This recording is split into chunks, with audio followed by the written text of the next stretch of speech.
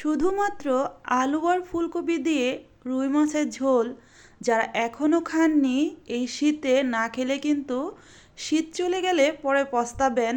তাই এখনই যাদের হাতের কাছে আলু ফুলকপি আর রুই মাছ আছে, রান্না করে খেয়ে দেখতে পারেন। খেতে যেমন অসাধারণ, এর স্বাদ কিন্তু মুখে লেগে থাকবে। হ্যালো এভরিওয়ান, আসসালামু আলাইকুম। আপনারা সবাই কেমন আছেন? আল্লাহর অশেষ রহমতে নিশ্চয়ই সুস্থ আছেন, ভালো আছেন। আমরাও ভালো আছি আলহামদুলিল্লাহ। যেই প্রিয় প্রিয় আপু ও ভাইয়ারা দেশ এবং দেশের বাইরে থেকে আমার ভিডিওটা দেখতে শুরু করেছেন, প্লিজ একটা লাইক দিয়ে পুরোটা ভিডিও কন্টিনিউ করবেন। আর যারা আমার চ্যানেল আজকে নতুন ভিজিট করেছেন, সাবস্ক্রাইব করে আমার চ্যানেলের পাশেই থেকে যাবেন। আপনারা আমার পাশে থাকবেন, আমিও আপনাদের পাশে থাকবো ইনশাআল্লাহ। একদম সকালবেলা উঠেছি। সকালবেলা উঠে কিন্তু ডাইনিং টেবিলটাকে ক্লিন করেছি। ডাইনিং টেবিলটা পরিষ্কার করে এরপর পর্দাগুলো নামিয়ে নিচ্ছি। পর্দাগুলো এখন আমি ভিজিয়ে নিব, যাতে হেল্পিং হ্যান্ড এসে ওয়াশ করে দিতে পারে। আর মুদাসিরে বাবা সকালবেলা বাজারে চলে গিয়েছিল। বাজার করে আসার সময় পরাটা নিয়ে এসেছে আর ডাল ভাজি নিয়ে এসেছে। বাসায় জিলাপি ছিল আর ডিম ভেজে নিয়েছি। এখন এগুলো দিয়ে আমরা সকালের নাস্তাটা করে নিব। যতই শীত হোক, ভোরবেলায় কিন্তু উঠতে হয়, কারণ যাদের বাচ্চা আছে, বাচ্চার মায়েরা কিন্তু আর শুয়ে থাকতে পারে না। বাচ্চারা কিন্তু ভোরবেলায় উঠে যায়। কার বাচ্চা ভোরে ওঠে জানি না, আমার বাচ্চা কিন্তু ভোরবেলায় উঠে যায়। আর এই তো এখন আমরা নাস্তাটা করে নিব। গতকাল কাজে থেকে আসার সময় মুদাসির বাবা জিলাপি নিয়ে এসেছিল। তো জিলাপিগুলো এখনও কিন্তু মুচমুচে আছে। জিলাপি কিন্তু আমি খুব পছন্দ করি। আর এদিকে কি কি বাজার নিয়ে এসেছে এখন তা আপনাদের সাথে শেয়ার করছি। এখানে ফুলকপি, পেঁয়াজ আর কাঁচামরিচ নিয়ে এসেছে। আর এখানে রুই মাছ নিয়ে এসেছে। তো বাজারটা কিন্তু মুদাসির বাবা বেশিরভাগ প্রতিদিন করার চেষ্টা করে। অনেক সময় 2 দিন পর করে, তবে বেশিরভাগ সময় কিন্তু প্রতিদিন করার চেষ্টা করে। কারণ মুদাসির বাবা টাটকা মাছ খেতে পছন্দ করে, আর সেই সুবাদে আমারও কিন্তু খাওয়া হয়।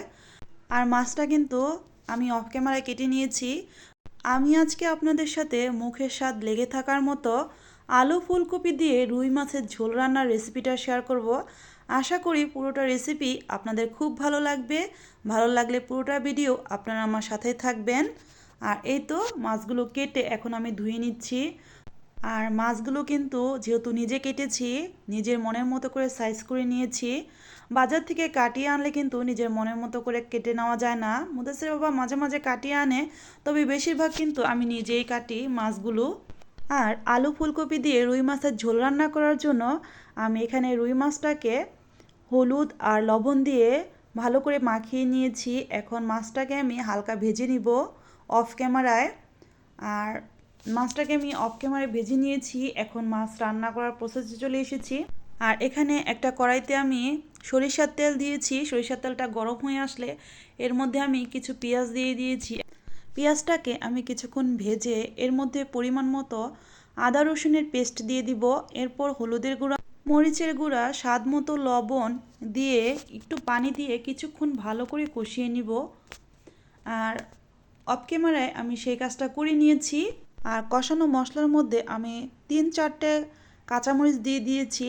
যে যেমন ঝাল খান ঠিক ওই পরিমাণ মতো কাঁচামরিচটা অ্যাড করবেন। তো আমি একটু ঝাল বেশি পছন্দ করি, তাই একটু কাঁচামরিচটা বেশি দিই তরকারিতে। তো মশলাটা কিন্তু এখন খুব ভালো করে কষানো হয়ে গিয়েছে। এখন আলু আর ফুলকপিটা আমি কষানো মশলার সাথে ভালো করে মিশিয়ে নিব। আর কিছুক্ষণ সবজিটাকে আমি কষিয়ে নিব। সবজি কষিয়ে নিতে নিতে ফুলকপি রান্না করার একটা টিপস আপনাদের সাথে শেয়ার করছি। ফুলকপির মধ্যে কিন্তু ছোট ছোট পোকা থাকতে পারে, অনেক সময় থাকে আবার অনেক সময় থাকে না। তাই এই ভয়টাকে দূর করার জন্য ফুলকপিটাকে যেভাবে রান্না করবেন সেই সাইজ মতো কেটে এরপর কুসুম গরম পানিতে কিছুক্ষণ ভিজিয়ে রাখলে কিন্তু যদি ফুলকপিতে পোকা থাকে তাহলে বেরিয়ে আসবে। আর এভাবে রান্না করে কিন্তু আমি বেশ উপকৃত হয়েছি আর নিশ্চিন্ত হয়েছি, তাই আপনাদের সাথেও শেয়ার করলাম। আর এদিকে দেখেন আমি কিন্তু রুই মাছটা ভেজে এক সাইডে রেখে দিয়েছি, যেটা এখন আপনাদের সাথে শেয়ার করছি। আর ওইদিকে আমার ফুলকপিটা যদি 60% হয়ে যায়, এরপর কিন্তু আমি মাছটা দিয়ে দিব। আর মাছের মাথাটা আমি একটু আগে দিয়েছি, এর কারণ সবজির ভিতর রুই মাছের যে একটা ফ্লেভার সেটা কিন্তু চলে যাবে, এতে করে কিন্তু সবজিতে মাছের একটা সুন্দর একটা ঘ্রাণ আসবে আর খেতেও কিন্তু খুবই ভালো লাগবে। আর মাছের মাথাটা আগে দেওয়ার আরেকটা কারণ হচ্ছে যেহেতু মাছটা অনেক বড় ছিল, আর মাছের মাথাটাও আমি আস্ত রেখেছি, মানে মাঝখানে আমি কাটিনি, এই জন্য আগে দিয়েছি যাতে মাছের মাথাটা খুব ভালো করে সিদ্ধ হয় আর মশলা খুব ভালো করে মাথার ভেতর ঢুকতে পারে, এতে করে কিন্তু স্বাদটাও খুবই ভালো আসবে। মাছের মাথাটা আস্ত রাখলে কিন্তু দেখতে যেমন ভালো লাগে, খেতেও কিন্তু খুবই ভালো লাগে। আর এই তো এখানে আমি কিছুক্ষণ রান্না করে নেওয়ার পর এখন মাছটা দিয়ে দিচ্ছি। তো মাছ দিতে দিতে আমার প্রিয় প্রিয় আপু ও ভাইয়াদের কাছে আমার সেই প্রতিদিনকার একটাই কথা, আমি অনেক সুন্দর করে গুছিয়ে কথা বলতে পারি না, আমার কথায় ও কাজে যদি কোনো ভুল ত্রুটি হয়ে থাকে প্লিজ ক্ষমা সুন্দর দৃষ্টিতে দেখবেন।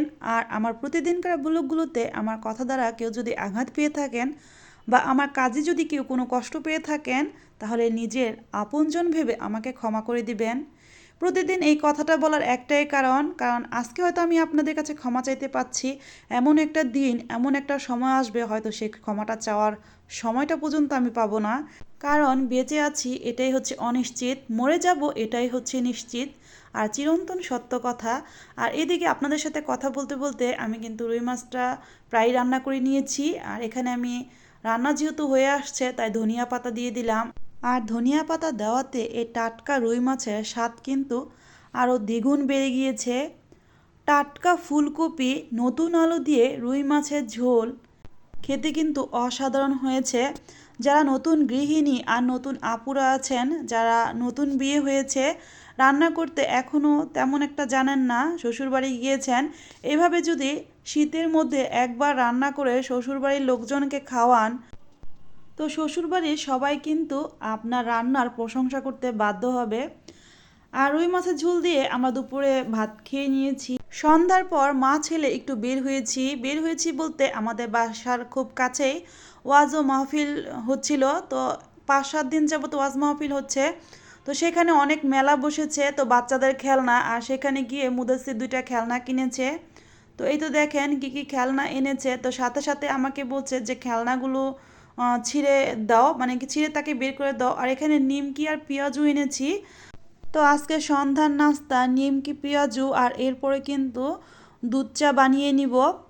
আর এই ঠান্ডার মধ্যে চা না খেলে কিন্তু একদিনও চলবে না, ঠান্ডা বা গরম আমরা যারা চা পছন্দ করি সব সময় কিন্তু চা খেতে পছন্দ করি, তবে শীতের মধ্যে চাটা খেলে কিন্তু অন্যরকম একটা ভালো লাগে, অন্যরকম একটা শান্তি কাজ করে। আর মুদাসির এখানে যে খেলনাগুলো নিয়ে এসেছে সেগুলো দিয়ে খেলা করছে আর নিমকি খাচ্ছে।